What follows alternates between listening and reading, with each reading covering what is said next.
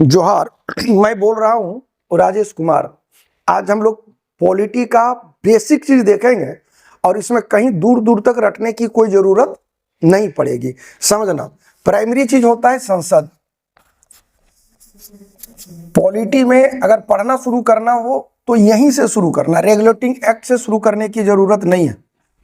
यहां से जो कंसेप्ट बनेगा सेंट्रल का और स्टेट का, दोनों का कंसेप्ट निकल जाएगा। ध्यान रखना, संसद एक शब्द है और संसद शब्द का मतलब होता है तीन हाउस। हाउस तो बेसिकली दो है, इसमें एक का नाम है राज्यसभा, एक का नाम है लोकसभा और एक का नाम है राष्ट्रपति। ये तीनों को मिलाकर के हम लोग बोलते हैं संसद। अब पहला सवाल, सरकार कौन बनाएगा? पहला चीज आया कि सरकार का जो गठन होता है उस सरकार कौन बनाएगा, पहला वर्ड। और दूसरा वर्ड आता है सरकार में कौन होगा। ये दोनों में बुनियादी फर्क क्या है? ये तय है कि संसद ही भारत के लिए कानून बनाती है, तो भारत के लिए कानून बनाने वाली सबसे बड़ी एजेंसी का नाम संसद है। ये तीनों मिलकर ही कानून बनाएगा। किसी एक को हटा दिया जाए तो कानून नहीं बनेगा। अब कानून बनाने में क्या प्रोसेस है, उसमें एक वर्ड आता है प्रस्ताव, एक वर्ड आता है विधेयक, एक वर्ड आता है अधिनियम, एक वर्ड आता है अधिनियमन। तो अभी एक एक करके हम चर्चा करेंगे। पहले प्राइमरी चीज की सरकार कौन बनाता है। तो सरकार किस पार्टी का बनेगा? जैसे अभी मोदी जी की सरकार है तो मोदी जी की सरकार है, तो मोदी जी की सरकार है, तो मोदी जी ने सरकार का गठन कहाँ किया, कैसे किया, कॉन्स्टिट्यूशन क्या कहता है? तो संविधान के मुताबिक जो पार्टी लोकसभा के कुल सीट के 50% से ज्यादा, कुल सीट के 50% से ज्यादा जो पार्टी सीट लाएगी वही पार्टी दावा पेश करेगी राष्ट्रपति के पास। किसके पास? राष्ट्रपति के पास। अब जब राष्ट्रपति को लग जाएगा कि वाकई इसके पास बहुमत है, यहां एक वर्ड और हम बोल रहे हैं बहुमत। ध्यान रखना, बहुमत और स्पष्ट बहुमत में अंतर होता है कि इसके पास बहुमत है, ठेठ में 50% से ज्यादा सीट है, तो उस कंडीशन में राष्ट्रपति निमंत्रण देगा किसको? सत्ताधारी दल के नेता को। अब कहोगे ये क्या है? जैसे समझना, नरेंद्र मोदी चुनाव कहां से लड़े? वाराणसी से। तो यार मोदी जी को केवल वाराणसी की जनता ने चुनी है ना, देश की जनता ने तो चुना नहीं है। और मोदी जी क्या है? एक एमपी हैं। तो संपूर्ण भारत से जितने एमपी चुन के गए हैं बीजेपी के, क्योंकि लोकसभा में बहुमत है बीजेपी का, तो सारा एमपी बैठेगा और सारा एमपी बैठकर अपना एक नेता चुनेगा। उस नेता को कहा जाता है संसदीय दल का नेता, मतलब एमपीओ का एमपी। तो मोदी जी हो गए संसदीय दल का नेता। अब वो दावा पेश करेंगे किसके पास? राष्ट्रपति को पास, और राष्ट्रपति उनको दिलाएंगे शपथ, वो कहला गए प्रधानमंत्री। तो सरकार का गठन कहां होता है? लोकसभा में। कहां होगा? लोकसभा में। दूसरी बड़ी चीज कि अब सरकार में कौन होगा? तो सरकार में का मतलब दिमाग में रख लेना, मंत्री। प्रधानमंत्री तो बुक हो गया, अब प्रधानमंत्री की मर्जी, वो किस किस को मंत्री बनाता है। तो मोदी जी को मन किया कि हम लोकसभा से मंत्री लें, इनको मन कर जाए कि हम राज्यसभा से मंत्री लें, इनको मन कर जाए कि कोई काबिल व्यक्ति बाहर में है, उसके ज्ञान का लाभ राष्ट्र को मिलना चाहिए, तो बाहर से भी लेकर के मंत्री पद का शपथ दिला सकते हैं। हाँ, सारा शपथ दिलाने का काम राष्ट्रपति करेंगे। तो इस प्रकार सरकार कौन बनाएगा ये डिफाइन हुआ लोकसभा में। मंत्री कौन होगा, इसके लिए यह कदापि कंपलसरी नहीं है कि वो मेंबर लोकसभा का ही हो। प्रधानमंत्री और मंत्री होने के लिए लोकसभा का मेंबर हो यह कंपलसरी नहीं है। वो लोकसभा के भी हो सकते हैं, राज्यसभा के भी हो सकते हैं, बाहर के भी हो सकते हैं। हाँ, जो बाहर के होंगे उसको 6 माह के अंदर अंदर, कितने माह के अंदर? 6 माह के अंदर अंदर ये दोनों सदनों में से किसी एक सदन की सदस्यता लेनी ही होगी। तो प्राइमरी चीज सरकार कौन बनाएगा ये क्लियर है, सरकार में कौन होगा ये क्लियर है, सरकार बनाने में किस हाउस की भूमिका ये क्लियर है, सरकार किसकी बनेगी इसमें जरा सा भी भूमिका राज्यसभा का नहीं है, जरा सा भी भूमिका राष्ट्रपति की नहीं है। अब आता है इन दोनों का कार्यकाल क्या है। अब जरा लोकसभा का कार्यकाल देखें, यहां पर 2 चीज आता है, एक वर्ड आएगा हाउस का कार्यकाल और एक वर्ड आता है मेंबर का कार्यकाल। मेंबर मतलब सदस्य। यारा पहला प्राइमरी चीज दिमाग में रखना कि राज्यसभा संसद में लोकसभा में हाउस का कार्यकाल 5 वर्ष होता है। किसका? हाउस का। यहां मेंबर का कार्यकाल नहीं होता। नहीं होता का मतलब ये नहीं है कि होता ही नहीं है, इसका मीनिंग है अगर राज्यसभा में लोकसभा में सरकार का बहुमत बना रहा तो हाउस 5 साल के लिए होगा, लेकिन अगर बीच में ही सरकार गिर गई, अल्पमत में आ गई, बहुमत पार्टी का नहीं रहा, कोई अन्य पार्टियां सरकार नहीं बना पाई, तो ध्यान रखना उस वक्त लोकसभा भंग हो जाता है। अगर मेंबर का फिक्स कार्यकाल होता तो यह तय मान लेना कि उसका चुनाव भी 5 साल के लिए होता, लेकिन यहां पर मेंबर का कोई कार्यकाल नहीं है। कहने का मतलब है कि मेंबर का कार्यकाल टोटली डिपेंड अपॉन हाउस और हाउस का कार्यकाल टोटली डिपेंड अपॉन गवर्नमेंट कि गवर्नमेंट कितनी मजबूत है। अगर सरकार जो है मजबूत सरकार रही, या मजबूत सरकार का मतलब बहुमत वाली सरकार, तो तय है कि मेंबर का भी कार्यकाल 5 साल हो जाएगा, क्योंकि 5 साल सरकार का कार्यकाल होता है। लेकिन अगर बीच में जैसे अटल बिहारी वाजपेयी की सरकार 19 माह में गिर गई थी, बहुत बार राष्ट्र में मध्यावधि चुनाव हुआ है, बहुत बार तुम देखोगे कि राज्यों में मध्यावधि चुनाव होते रहता है, सरकारें गिरती रहती है, तो उस कंडीशन में मेंबर का कार्यकाल नहीं होता। कहने का मतलब है कि अगर ये पूछे कि मेंबर का कार्यकाल कितना होगा तो इसका आंसर होगा अनिर्णित, मतलब कहा नहीं जा सकता। जब तक इसका और एक मीनिंग यह भी है कि अगर सरकार मजबूत है तो 5 साल होगा। अब लीजिए राज्यसभा का। राज्यसभा में हाउस का कार्यकाल और मेंबर का कार्यकाल दोनों में अंतर है। हाउस का कार्यकाल कितना होगा, तो हाउस अस्थाई है। अब सवाल पैदा होता है, अगर कमीशन दे रहे हो तो यहां मेन ओरिएंटेड क्वेश्चन क्रिएट होगा कि सदन अस्थाई क्यों है, इसको क्यों अस्थाई रखा गया है, किन किन मामलों में Rajya Sabha is greater than Lok Sabha, किस मामले में लोकसभा ज्यादा दमदार है राज्यसभा से, ये दोनों सदनों में पावरफुल कौन है, किन किन मामलों में एक दूसरे से अलग है। होश उड़ाने लायक क्वेश्चन दे देगा कि राज्यसभा से ज्यादा आनुषंगिक, ज्यादा रिप्रेजेंटेटिव इकाई है राज्य का विधान परिषद, कथन के पक्ष में तर्क दें। तो ये तमाम चीजों को आपको किताब में सदन का पावर पढ़ सकते हैं, गठन पढ़ सकते हैं, कार्यकाल पढ़ सकते हैं, इसके मेंबर में कौन सभापति, कौन उपसभापति, कौन अध्यक्ष, कौन उपाध्यक्ष।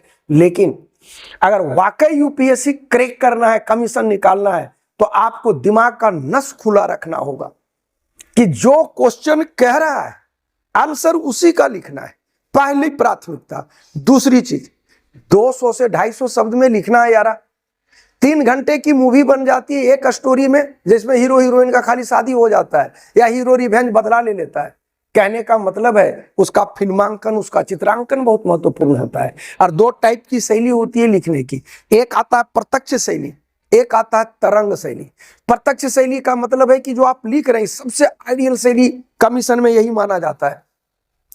जैसे हम एक उदाहरण दे रहे हैं, आपने लिखना शुरू किया कि गोधूली का बेला है, जानवरों का झुंड चलता चला जा रहा था, जानवरों के पांव से, खुर से उड़ने से जो धूलकण टकरा करके ऊपर उठ रहे थे, नवमंडल में लालिमा छाई चली जा रही थी। देखो जो मैं कह रहा हूं तुम्हारे सामने एक फिगर के रूप में आ रहा है। यह शैली सबसे घातक शैली होता है।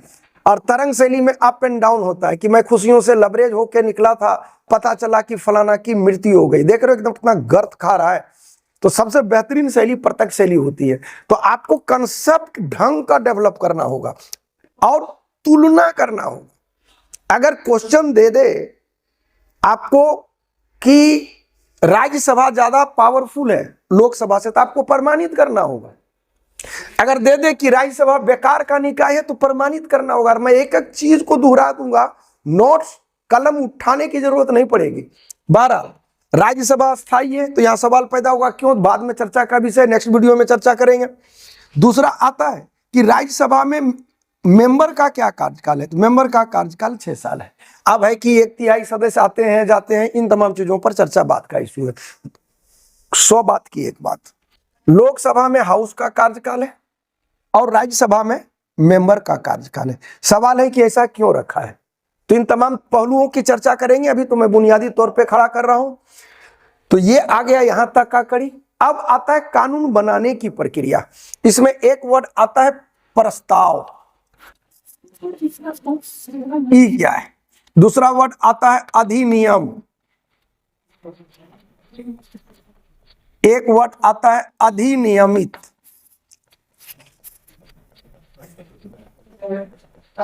ये क्या है। एक वर्ड आता है विधेयक,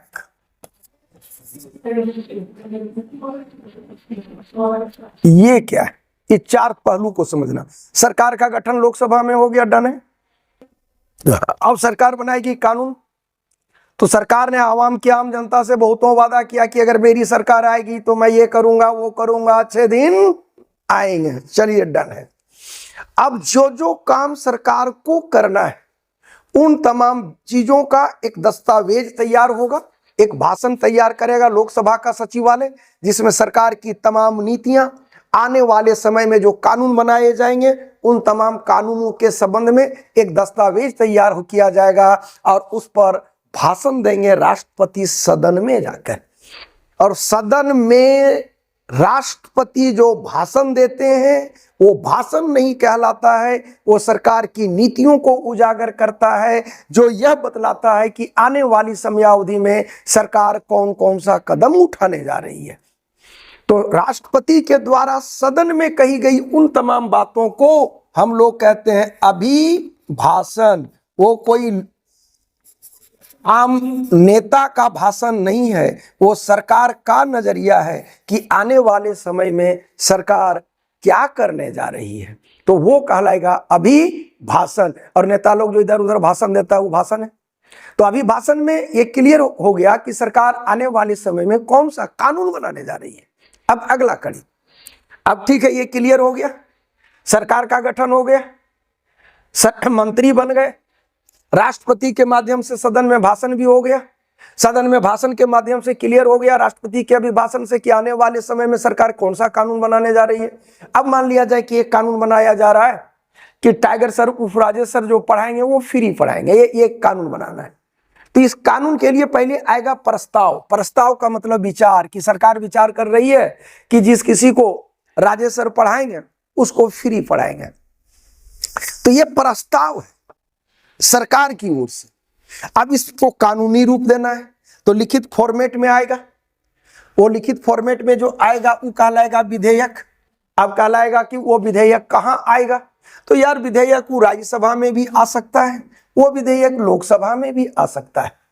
सब मंत्री से लेकर सारे सदस्यों को सूचना दे दी जाएगी, कागज का एक एक प्रति दे दिया जाएगा जिसमें लिखा रहेगा कि सरकार जो है एक कानून बनाने जा रही है, जिस कानून में ये कहना है कि टाइगर सर उर्फ राजेश सर जो पढ़ाएंगे वो फ्री पढ़ाएंगे, एक भी पैसा नहीं लेगा। मैंने एक उदाहरण के रूप में सरल उदाहरण दे रहा हूं।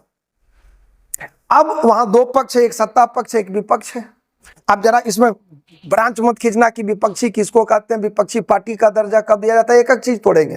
पहले एकदम प्राइमरी चीज सिखा रहे हैं। दूसरा चीज आ गया, अब वहां पर होता है बहस। इसको कहा जाता है पॉलिटी के शब्दों में वाचन। क्या वर्ड बोल रहे हैं, वाचन। वाचन को ठेठ में झारखंडी टोन बिहारी टोन में कहोगे तो कहेंगे तेतरे। बहस 3 बार बहस होता है। प्रथम वाचन खास नहीं होता है, लेकिन द्वितीय वाचन सबसे धुआंधार वाचन होता है। दोनों पक्ष विपक्ष दोनों अपना अपना तर्क देगा। विपक्ष कहेगा कि भाई कोई व्यक्ति फ्री क्यों पढ़ाएगा, फ्री पढ़ाएगा तो गलती पढ़ा देगा, फ्री पढ़ाएगा तो कम पढ़ाएगा, फ्री पढ़ाएगा तो टाइमली नहीं पढ़ाएगा, फ्री पढ़ाएगा तो हो सकता है सिलेबस समय पर एंड नहीं करे। सत्ता पक्ष अपना तर्क रखेगा कि भाई भारत में एजुकेशन गुरुकुल की परंपरा रही है, भारत के सांस्कृतिक मूल्यों के साथ इसका मिल रहा है। एजुकेशन कभी भी व्यवसायीकरण का हिस्सा नहीं रहा है। एजुकेशन हमेशा धर्म रहा है और धर्म में दान चल सकता है, दक्षिणा चल सकता है, इसको बेचा नहीं जा सकता। इसलिए सरकार ने ये कहा है और हमने भी कहा है कि भाई फ्री पढ़ाया जाना चाहिए। लास्ट में होगा वोटिंग, हो गई वोटिंग, आधे से अधिक लोग जिस पर हाँ कह देंगे तब कहा जाएगा कि विधेयक पारित हो गया। राज्यसभा में आया, इसने पारित कर दिया, पारित मतलब पास, मतलब यहां से आधे से अधिक लोग सहमत है, तब आएगा लोकसभा। लोकसभा में सेम क्रिया होगी। अगर वो विधेयक लोकसभा से चला है तो वो आएगा राज्यसभा में, राज्यसभा से चला है तो वो जाएगा लोकसभा में। कुल मिला के दोनों सदनों से पारित होने के बाद ही ये जाएगा राष्ट्रपति के पास। राष्ट्रपति जैसे उस पर सिग्नेचर कर देंगे वो कहलाएगा अधिनियम, मतलब कानून बन गया। अधिनियम मतलब हो गया कानून बन गया और उसमें डेट लिखा रहेगा कि यह 1/1/2050 से लागू किया जाएगा। तब होगा अधिनियमित। कब होगा? तो जिसमें जो डेट अंकित है, मान लो 1/1/2050, तो उसको लागू होने का डेट होगा 1/1/2050। तो सरकार कौन बनाएगा, सरकार में कौन होगा, हाउस का कार्यकाल क्या है, इन तमाम चीजों का एक प्राइमरी चर्चा मैंने कर दिया। अब यहां बहुत बातें आती है कि अविश्वास प्रस्ताव लोकसभा में ही क्यों आता है, राज्यसभा में क्यों नहीं आता, राज्यसभा को उच्च सदन क्यों कहा गया, इसको राज्यसभा ही क्यों कहा गया, इसको लोकसभा ही क्यों कहा गया, दोनों सदनों में ज्यादा पावरफुल कौन है, क्या राज्यसभा एक विलंबकारी निकाय है, क्या राज्यसभा का कोई पावर नहीं है, या राज्यसभा बहुत पावरफुल है। तो सारा अप्रोच आएगा, सारा एंगल आएगा। कहीं देगा वर्णन करें तो वर्णन का शैली अलग हो जाएगा, कभी कहेगा विश्लेषण करें, कभी कहेगा कि संदर्भ में आप क्या सोचते हैं, आपका क्या व्यू है। तो सारे व्यू के लिए आपके पास थॉट चाहिए। तो इस वीडियो में मैं इतना ही करके छोड़ रहा हूं, अगले में एक एक करके संसद के बारे में ले चलेंगे। प्राइमरी फंडा मैंने क्लियर कर दिया, लेकिन ध्यान रखना ये एक एक पार्ट को तोड़ेंगे इसमें।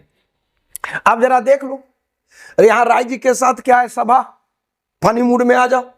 सभा में एक नहीं बहुत लोग होगा। लोक के साथ क्या है, सभा, तो एक नहीं बहुत लोग होगा। लेकिन राष्ट्र के साथ क्या है, पति, एक एक होगा ना, तो ये सिंगलटन सेट होगा। इसलिए ये दोनों हाउस है, वो मेल है, और कुल मिला के ये संसद है। आर्टिकल 79 में इसका उल्लेख है। निश्चित रूप से आप लोगों का जो ओपिनियन होगा इस संदर्भ में बात पूरी समझ में आ गई होगी। अधिनियम, अधिनियमित प्रस्ताव, विधेयक, कार्यकाल, तो फिर आप वीडियो को लाइक, शेयर और सब्सक्राइब निश्चित कर दें। जय हिंद, जय भारत।